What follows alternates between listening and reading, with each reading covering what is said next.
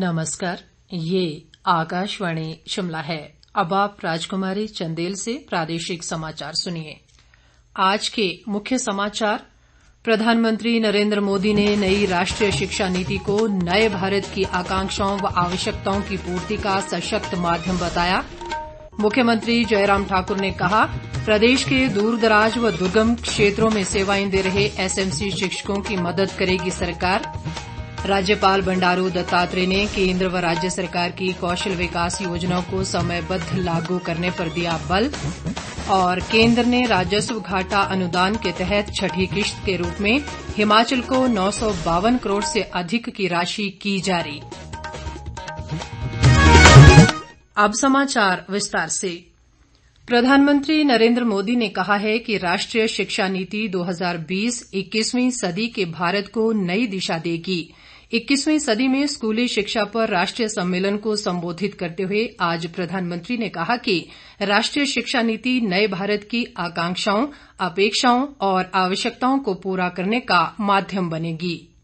नई राष्ट्रीय शिक्षा नीति भी नए भारत की नई उम्मीदों की, नई आवश्यकताओं की पूर्ति का एक सशक्त माध्यम है। इसके पीछे पिछले 4-5 वर्षों की कड़ी मेहनत है। हर क्षेत्र, हर विद्या, हर भाषा के लोगों ने इस पर दिन रात काम किया है, लेकिन ये काम अभी पूरा नहीं हुआ है।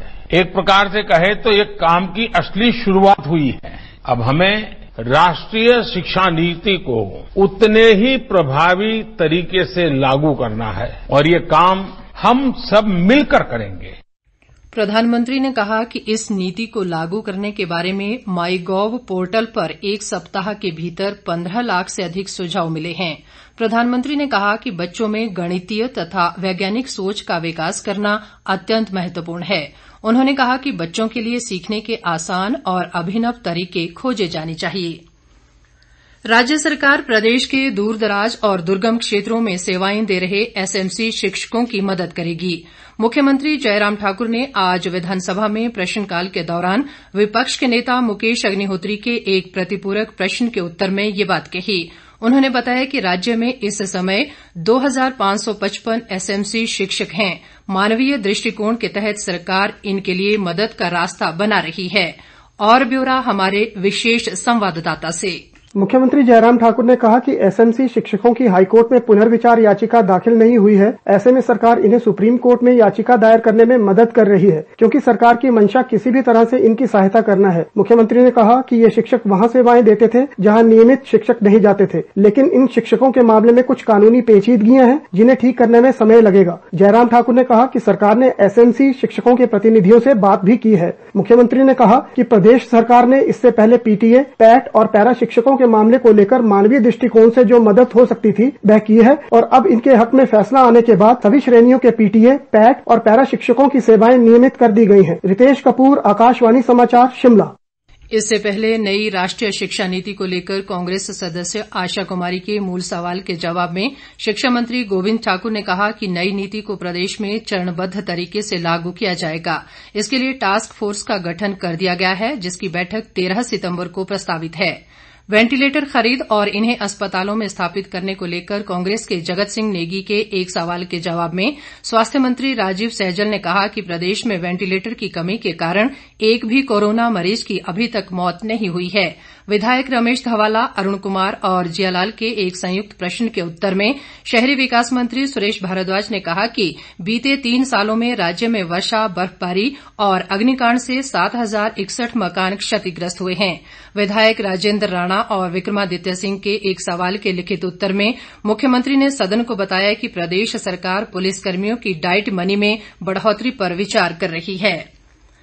मुख्यमंत्री जयराम ठाकुर ने कहा है कि ऊना जिले में हरोली के भदसाली गांव में हुए गोलीकांड के सभी आरोपियों को गिरफ्तार कर दिया गया है। ऐसे में इस मामले की न्यायिक जांच की जरूरत महसूस नहीं हो रही है। वे आज विधानसभा में विपक्ष के नेता मुकेश अग्निहोत्री द्वारा इस संबंध में ध्यानाकर्षण प्रस्ताव के माध्यम से उठाए गए मामले के जवाब में बोल रहे थे। उन्होंने कहा कि इस मामले में फोरेंसिक विशेषज्ञों द्वारा एकत्र साक्ष्य परीक्षण के लिए भेजे जा रहे हैं और प्राथमिकता के साथ जांच जारी है।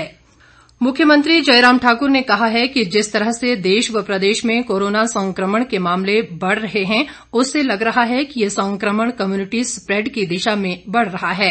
ऐसे में लोगों को अब और अधिक सावधान होने की जरूरत है। वे आज विधानसभा में विपक्ष के नेता मुकेश अग्निहोत्री द्वारा ये मामला उठाने पर बोल रहे थे। जयराम ठाकुर ने कहा कि कोरोना वायरस को नियंत्रित करने की दिशा में हिमाचल के लोगों का बहुत बड़ा सहयोग रहा है। उन्होंने कहा कि प्रदेश में रोगियों के इलाज की क्षमता को बढ़ाने के भी प्रयास किए जाएंगे। तकनीकी शिक्षा मंत्री रामलाल मारकंडा ने कहा है कि यदि कोई लोकमित्र केंद्र धोखाधड़ी करता है तो संबंधित संचालक की आईडी को 1 से 3 माह तक बंद कर दिया जाएगा। इसके साथ साथ उस पर जुर्माना भी लगाया जाएगा। मारकंडा ने कहा कि कोई भी लोकमित्र केंद्र सेवा के बदले तय राशि से अधिक की वसूली नहीं कर सकते।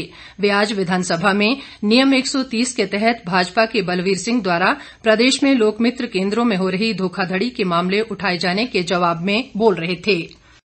मुख्यमंत्री जयराम ठाकुर ने कहा है कि मानव भारती विश्वविद्यालय ने प्रदेश में फर्जी डिग्री प्रकरण को अंजाम देकर देवभूमि में महापाप किया है और सरकार ये कार्य करने वालों को नहीं छोड़ेगी।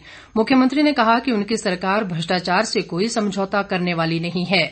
वे आज विधानसभा में प्रश्नकाल के तुरंत बाद कांग्रेस विधायक राजेंद्र राणा द्वारा ये मामला उठाए जाने पर बोल रहे थे।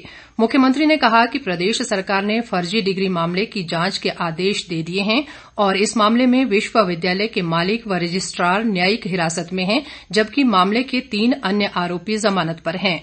उन्होंने कहा कि पहले एसपी स्तर की छोटी एसआईटी थी, लेकिन अब इसे बड़े स्तर की एसआईटी बनाया गया है। राज्यपाल बंडारू दत्तात्रेय ने आज अपने कार्यकाल का 1 वर्ष पूरा कर लिया है। इस अवसर पर उन्होंने शिमला स्थित राजभवन में अपने कार्यकाल पर आधारित एक परिपत्र जारी किया। इस दौरान एक संवाददाता सम्मेलन में राज्यपाल ने कहा कि उन्होंने हिमाचल को जानने व समझने की कोशिश के अलावा प्रदेश हित से जुड़े मुद्दों को केंद्र सरकार के समक्ष मजबूती से उठाया है। बंडारू दत्तात्रेय ने कहा कि उन्होंने प्राकृतिक खेती, कौशल विकास, नशे की रोकथाम और स्वच्छता अभियान से जुड़े कार्यों पर मुख्य रूप से कार्य किया है। बंडारू दत्तात्रेय ने बताया कि कोरोना संकट के दौरान उन्होंने वीडियो कॉन्फ्रेंसिंग के माध्यम से प्रदेश में विभिन्न क्षेत्रों से जुड़े 5000 से अधिक लोगों से संपर्क किया है। उन्होंने युवाओं से नशे से दूर रहने और केंद्र और राज्य सरकार के कौशल विकास कार्यों को अधिक गंभीरता के साथ समयबद्ध तरीके से लागू करने पर बल दिया। केंद्र सरकार ने 15वें वित्त आयोग की सिफारिश के तहत हिमाचल सहित 14 राज्यों को राजस्व घाटा अनुदान के तौर पर 6157 करोड़ की राशि जारी कर दी है। केंद्रीय वित्त व कारपोरेट मामले राज्य मंत्री अनुराग ठाकुर ने ये जानकारी देते हुए बताया कि इसमें हिमाचल प्रदेश को सितंबर माह के लिए 952 करोड़ 58 लाख 33 हजार की राशि जारी की है। उन्होंने कहा कि केंद्र सरकार सभी राज्यों के साथ बेहतरीन तालमेल के साथ चुनौतियों से निपटते हुए जन कल्याण के प्रति समर्पित है। अनुराग ठाकुर ने कहा कि हिमाचल में विकास कार्यों को जारी रखने व कोरोना आपदा से निपटने में ये राशि मददगार साबित होगी। उन्होंने इसके लिए प्रधानमंत्री नरेंद्र मोदी और केंद्रीय वित्त मंत्री निर्मला सीतारामन का आभार जताया है। प्रदेश में कोरोना संक्रमण के मामलों में वृद्धि लगातार जारी है और ये संख्या बढ़कर 8568 हो गई है। प्रदेश में आज अभी तक कोरोना के 102 नए मामलों की पुष्टि हुई है। इनमें सर्वाधिक 20 मामले हमीरपुर जिला से, मंडी से 18, चंबा से 16, सिरमौर से 14, कांगड़ा से 11, बिलासपुर व शिमला जिलों से 7-7, कुल्लू से 6 और सोलन से 3 नए मामले सामने आए हैं। स्वास्थ्य विभाग द्वारा जारी बुलेटिन के अनुसार प्रदेश में 2698 कोरोना रोगी उपचाराधीन हैं। राज्य में कोरोना से मरने वालों की संख्या बढ़कर 68 हो गई है। प्रदेश कांग्रेस अध्यक्ष कुलदीप राठौर ने सरकारी कर्मचारियों के लिए पुरानी पेंशन स्कीम बहाल करने की राज्य सरकार से मांग की है। एक बयान में उन्होंने कहा कि सरकारी कर्मचारी सरकार का अभिन्न अंग हैं और इनके लिए सेवानिवृत्ति के बाद नियमों के तहत 2003 से पूर्व की भांति पेंशन स्कीम लागू की जानी चाहिए। अंत में मुख्य समाचार एक बार फिर। प्रधानमंत्री नरेंद्र मोदी ने नई राष्ट्रीय शिक्षा नीति को नए भारत की आकांक्षाओं व आवश्यकताओं की पूर्ति का सशक्त माध्यम बताया।